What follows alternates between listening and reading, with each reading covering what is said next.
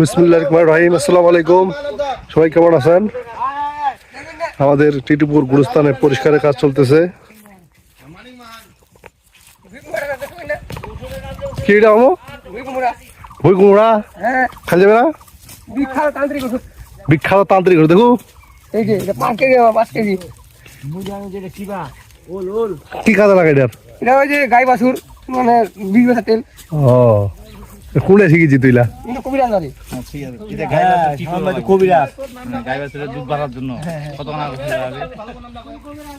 মানিক মানিক কবিরাজ। আমি নিলাম তাহলে গরুকে খাওয়ার জন্য।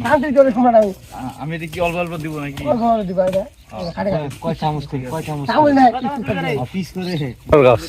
কি করে গরু খিলাবা? গাই বাছুর তাহলে কি হয়?